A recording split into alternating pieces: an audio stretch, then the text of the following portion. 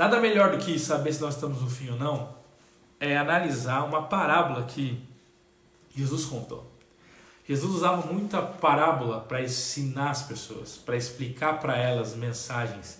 E normalmente as parábolas dele, ou seja, as ilustrações que ele usava, tinha a ver ali com a rotina das pessoas do dia a dia, o que elas faziam, o seu trabalho, as histórias que elas conheciam. E elas tinham uma lição direta sobre o reino de Deus. Então muitas vezes os discípulos perguntavam: Senhor, quando vai vir o reino? Quando vai ser o teu reino?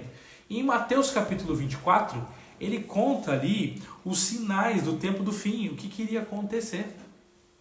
E aí muitas pessoas leem esse capítulo falando sobre a grande tribulação, os sinais, e agora está muito na moda aí as pessoas pegarem os versos desse capítulo para dizer que nós estamos vivendo o fim.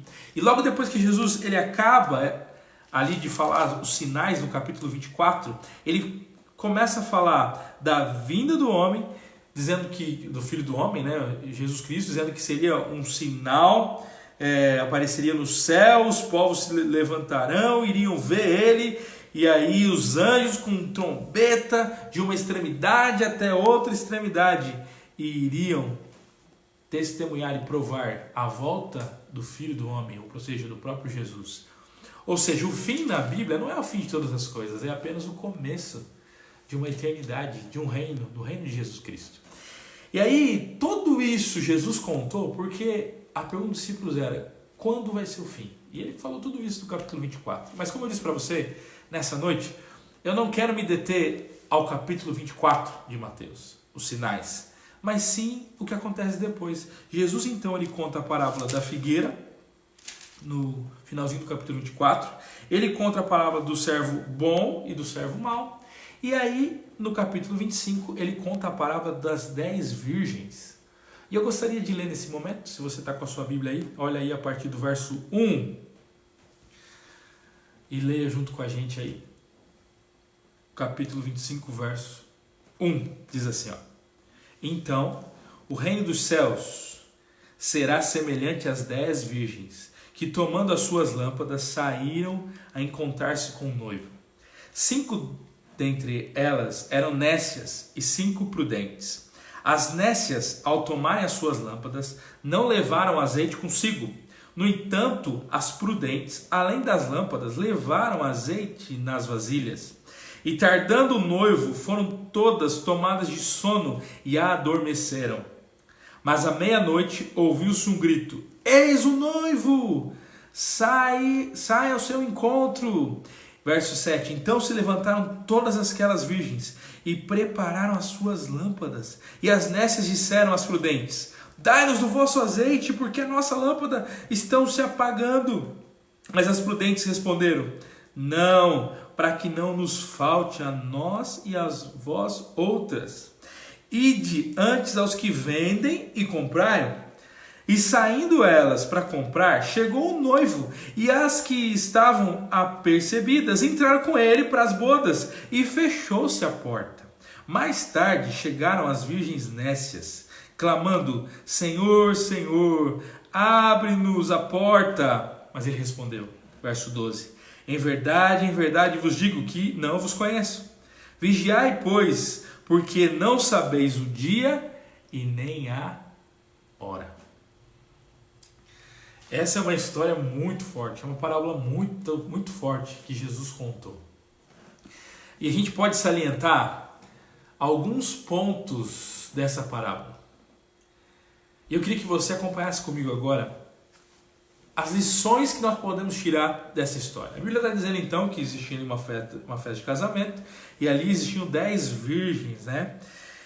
E Jesus começa dizendo que o reino dos céus é semelhante a isso, a 10 virgens que tomaram as suas lâmpadas e saíram ao encontro do noivo. É interessante que na época de Jesus e na tradição judaica também, né, os casamentos eles ocorriam ali na rua. Ou seja, quando o noivo na rua se encontrava com a sua noiva. E aí eles entravam então para a festa.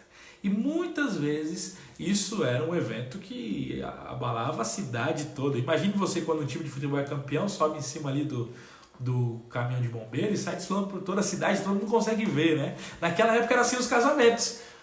o casamento ia passando, as pessoas iam vendo, porque o noivo era carregado junto ali com a sua noiva, eles se encontravam, e aí aonde eles chegavam, ali era realizada a festa do casamento, e aí quando eles saíam dali, eles iam para sua casa, eles eram considerados casados. O que a Bíblia está dizendo para nós? Que nesse trajeto, quando o noivo ia para encontrar com a sua noiva, a cultura ali da época era que virgens iam ali, pegavam as suas lamparinas, o seu azeite, e iam iluminando o caminho para que outras pessoas pudessem ali também ver a trajetória ali, a iluminação ali estava ocorrendo para o noivo.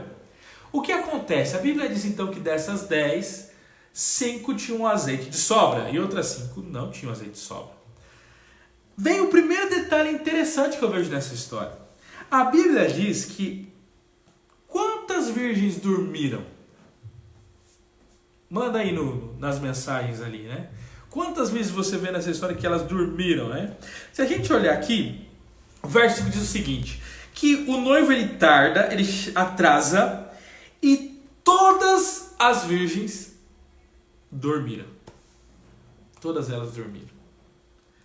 Não foram só as 5 nécias, mas as 5 prudentes, elas também dormiram.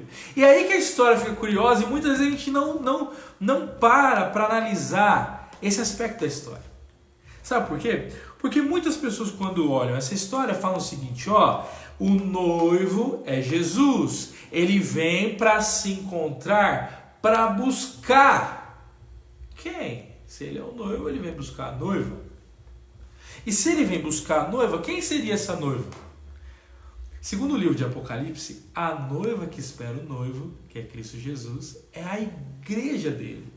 A igreja de Jesus aguarda. Tanto que até Paulo ele usa o exemplo, né, dizendo para que os maridos amem as suas esposas como Cristo ama a igreja. Ou seja, a igreja é a noiva de Cristo. E aí olha que interessante. Se a igreja é a noiva e Jesus Cristo é o noivo, quem que essas virgens representam nessa história? Muitas pessoas olham e falam, as virgens representam a igreja, mas a igreja não é a noiva? E aí entra o questionamento, né? Quem que são? Quem que é essas virgens, né? Sabe o que é interessante? É de que Jesus, o noivo, dá a impressão de que ele está atrasado. Ele atrasa. E aí as virgens que iluminavam o caminho para o noivo, elas dormem, todas elas, as 10, e esquecem de cumprir a sua missão, que é iluminar o caminho para que o noivo chegue próximo à sua noiva, para ter casamento. Então, peraí. Se Jesus ele é o noivo, ele vem buscar a sua noiva, que é a igreja, o seu povo. Quem são as pessoas que são representadas pelas virgens? Nós olhamos aqui que essas virgens tinham uma função. A função delas era preparar o caminho para o noivo. Só que quando o noivo atrasa, elas acabam deixando de cumprir a sua função. Porque quem sabe elas achavam que tinha o horário certo o noivo chegar. E ele não chegou no horário certo. Quem sabe elas tinham marcado no relógio e falaram assim, não, tal horário ele vai passar. E não passou.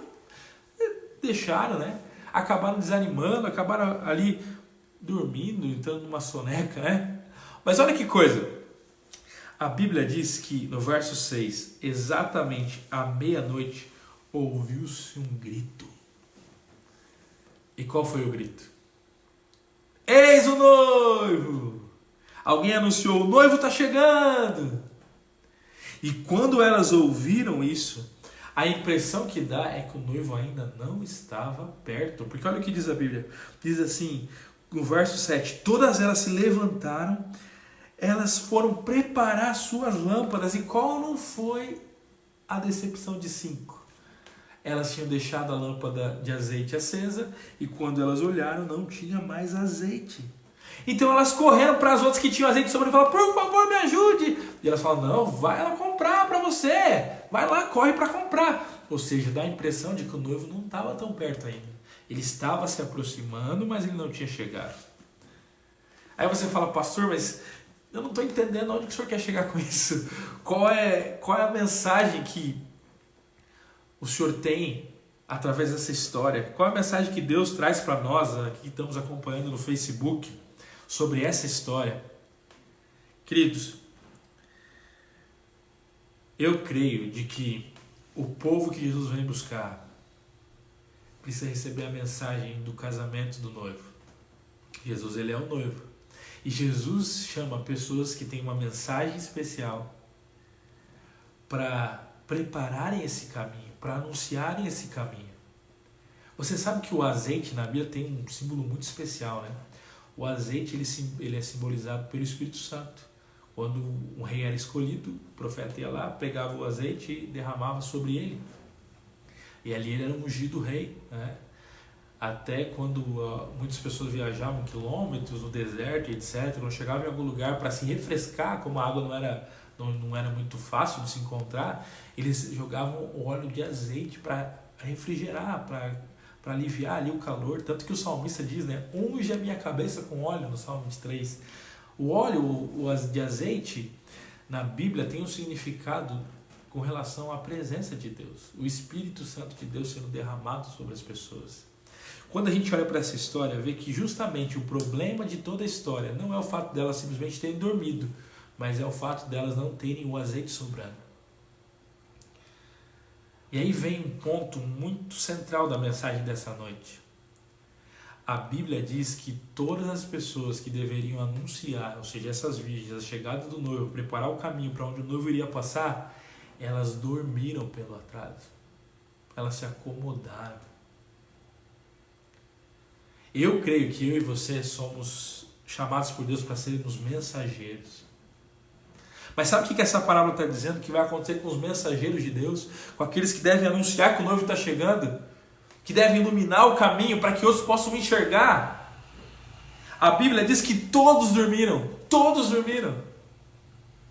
Interessante que a Bíblia, no livro de Apocalipse, capítulo 3, quando vai falar da igreja de Laodiceia, o último período de tempo desse mundo, diz que a igreja de Laodiceia, ela tem um grande problema, porque ela é morna. Ela se acomoda. Ela acha que tem tudo, mas na verdade não tem nada. Querido, será que a situação que nós estamos vendo hoje na economia de saúde é o fim? Deixa eu falar para você, não é o fim. Jesus disse que nós íamos ter pestes, iríamos ter guerras, iríamos ter doenças, mas deveríamos estar alertas porque ainda não era o fim. Sabe o que eu entendo que é? O coronavírus, o que são as guerras, o que são essas coisas? São como esse homem, esse mensageiro à meia-noite que grita: o noivo está chegando, o noivo está vindo. É como esse mensageiro, essas coisas que estão acontecendo, as profecias acontecem para nos alertar, para nos chacoalhar, para nos chamar a tomar uma posição. Sabe, querido, existiam 5 preparadas, 5 não preparadas, mas até as preparadas dormiram.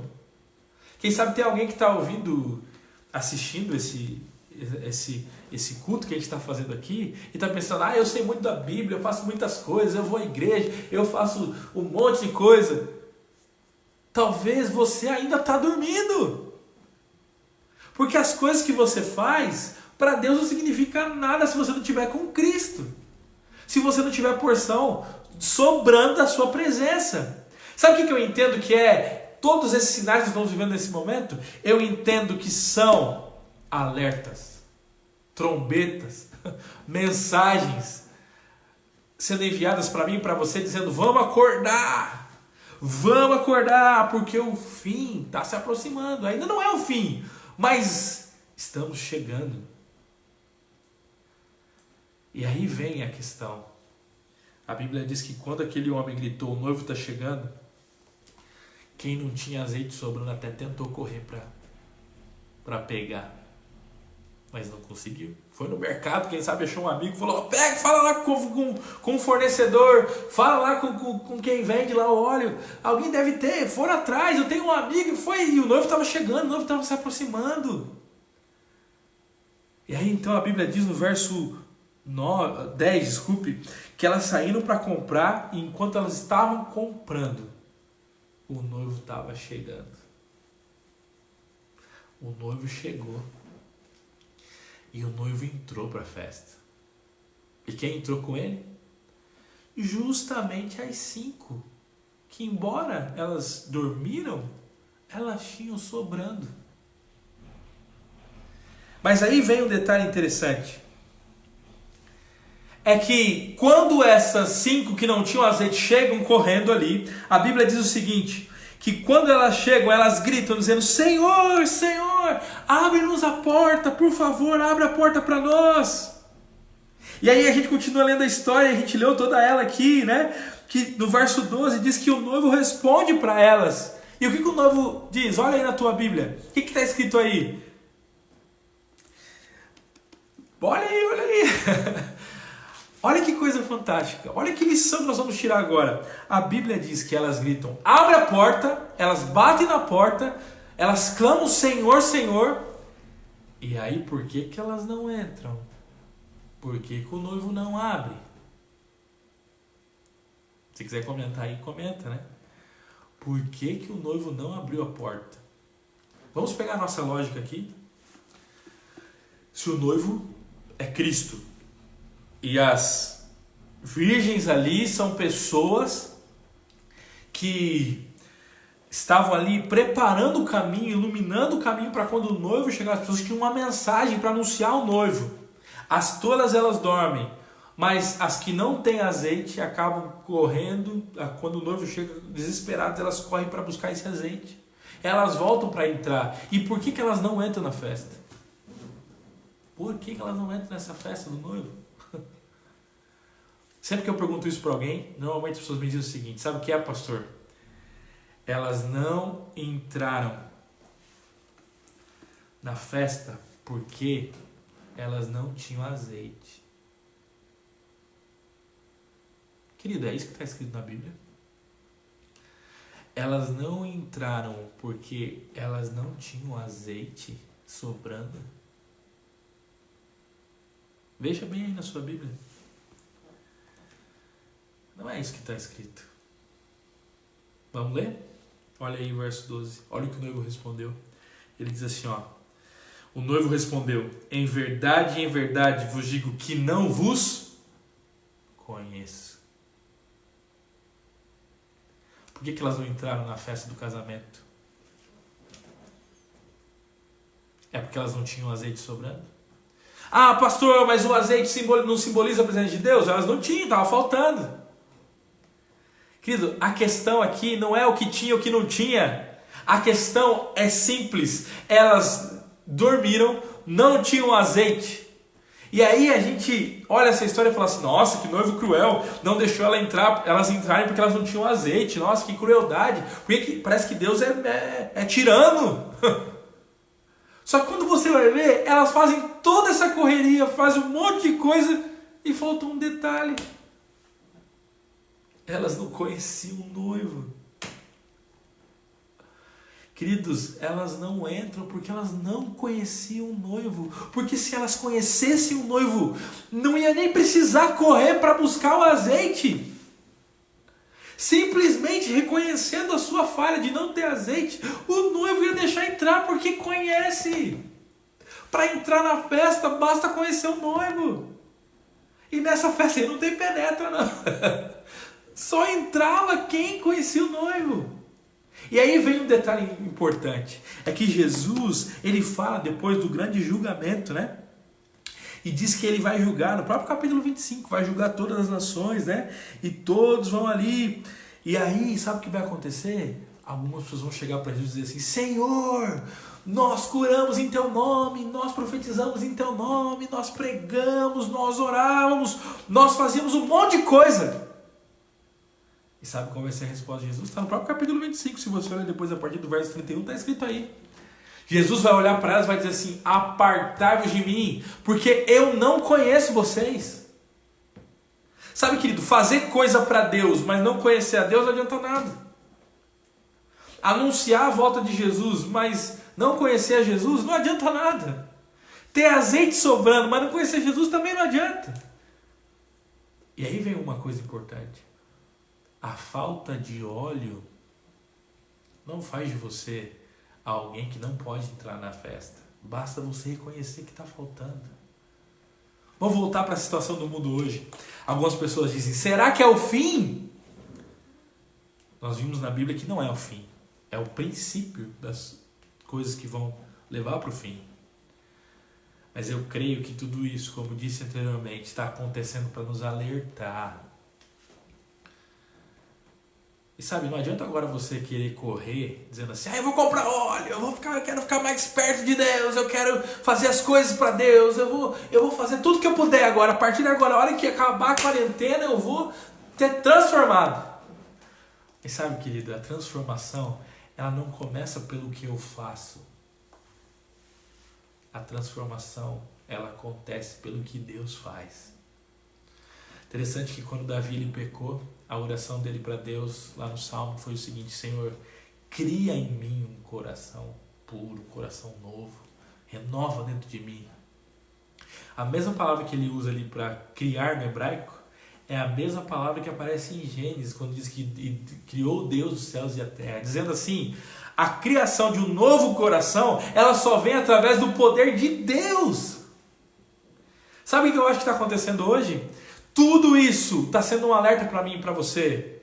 Nós estávamos dormindo e Deus está chamando a hora de acordar. Vamos lá, vamos buscar ao Senhor, não para receber coisas, porque tem gente que está pensando assim, puxa, minha vida está tudo errado, agora eu vou comprar óleo, né? Vou comprar óleo para poder entrar na festa. Eu vou agora fazer de tudo para Deus, porque eu quero ir para o céu, né? Então, por causa do céu, eu acabo fazendo um monte de coisa. Querido amigo, para entrar no céu não depende do que eu faço, mas depende do que Jesus faz. Sabe o que a gente mais precisa nesse momento? Nós não precisamos de mais culto na internet. Mas não tem culto na igreja. Nós precisamos de nada extraordinário para chegar perto de Jesus. Nós precisamos do ordinário.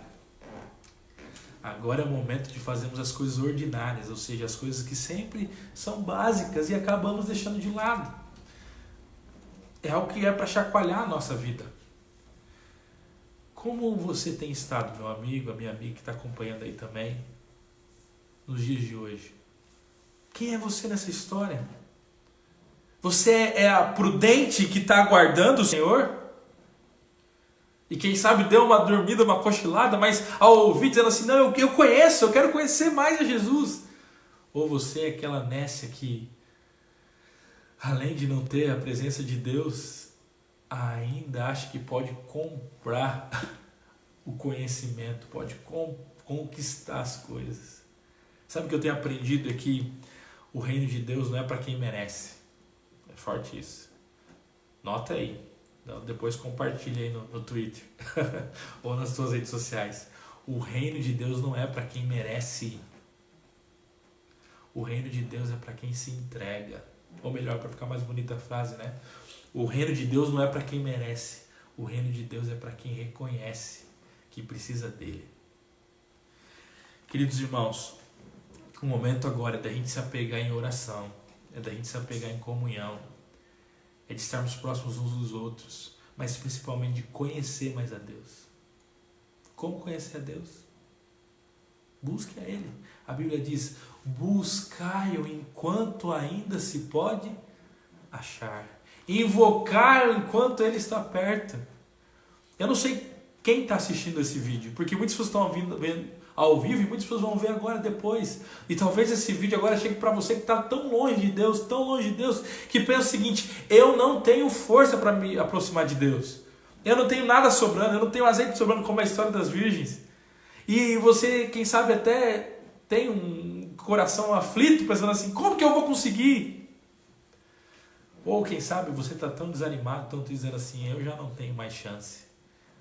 Já fiz tanta coisa errada que eu não consigo mais. Eu gosto de um texto da Bíblia que Paulo escreveu, que ele diz o seguinte, o poder de Deus se aperfeiçoa na fraqueza. Você se sente fraco? Se entrega a Jesus, Ele vai te fazer forte. Você se sente longe? Ainda dá para chegar perto. E louvado seja o nome de Deus, porque Ele está dando essa chance para a gente acordar. Sabe, muitas pessoas deixaram de ir à igreja porque elas estão fechadas. E sabe o que está acontecendo? Essa mensagem está chegando a você mesmo que não foi à igreja. Porque Deus não depende de um prédio físico para chamar suas pessoas. Ele vai até elas para chamar. Mas tem uma coisa, quando o noivo chegar, a porta vai ser fechada. E quando a porta for fechada, quem entra é quem conhece. Conheça mais a Jesus. Sabe, quanto mais eu conheço Jesus, mais eu vejo que eu não mereço Jesus. Eu sou tão diferente de Jesus. Quem sabe você que está vendo, talvez se ache assim também. Quando eu me comparo com Cristo, eu vejo que a minha vida é tão longe, tão distante do ideal que Ele tem para mim. Mas lendo essa mensagem das virgens, Jesus contou tudo isso para nos dar um alerta. Dizendo o seguinte, não importa se você dormiu, não importa se você não tem azeite sobrando, não importa. Sabe o que importa? O que importa é se você me conhece. E aí a gente lembra, 1 João 4,8 diz, aquele que não ama, não conhece a Deus, porque Deus é amor. Tudo se resume a quem Deus é. Sabe quem Deus é? Deus é graça, Deus é misericórdia. Deus é aquele que está disposto a alcançar, se fazer conhecido. O livro de João diz que o verbo, a palavra, se fez carne, ele habitou para mostrar a glória do Pai, para se fazer conhecido. Jesus Cristo quer se fazer conhecido por você. O que você precisa fazer hoje para acordar, para reanimar? Eu não sei você, mas eu sei da minha vida. Nós precisamos ser chacoalhados por Jesus. O último verso dessa história diz, vigiai, pois, porque não sabeis o dia nem a hora. Quando Jesus vai voltar? Quando vai ser o fim? Eu não sei. No momento que eu descanso, meu último suspiro é a minha última chance. Eu não sei quando vai ser. E Jesus está mandando alerta para mim e para você. Está sendo gritado, eis o noivo está chegando. Ah, é o corona, eis o noivo. A economia, eis o noivo. Que não adianta sair correndo para tentar algo. Coisas que vão ser levadas nesse mundo. O momento agora é de buscar o Senhor. Eu queria fazer uma oração. Mas antes dessa oração, eu queria fazer um apelo, como eu sempre tenho feito, né? Se você nessa noite quer dizer assim, eu quero conhecer mais a Jesus, eu quero conhecer o noivo, eu quero a cada dia estar mais próximo do Senhor. Você pergunta, pastor, como que eu me preparo? Conheça. Busque enquanto Ele está perto. Se nessa noite você quer aceitar Jesus na tua vida como sendo o Senhor, como sendo aquele que refaz, que renova, se nessa noite você quer fazer a oração que Davi fez, Senhor, cria em mim um coração novo, muda as minhas vontades, me desperta, me levanta, me aproxima do Senhor, me ajuda a conhecer mais quem o Senhor é. Manda um coraçãozinho aí, manda uma carinha aí na tela aí pra gente ver que você aceitou o apelo, ou manda um joinha, clica aí, manda aí, responde o que eu tô te perguntando, mas olhando para Deus agora. Se você nessa noite quer aceitar Jesus como teu Salvador, dizendo assim, eu quero conhecê-lo mais, eu quero mudar minha vida a partir de agora, clica aí, mostra a sua decisão. Se você quiser mandar mensagem assim, eu preciso de Jesus, eu necessito de Deus, manda aí a sua mensagem, manda o teu joinha, eu quero fazer uma oração. Vamos orar? Querido Deus, obrigado porque o Senhor não desiste de nós.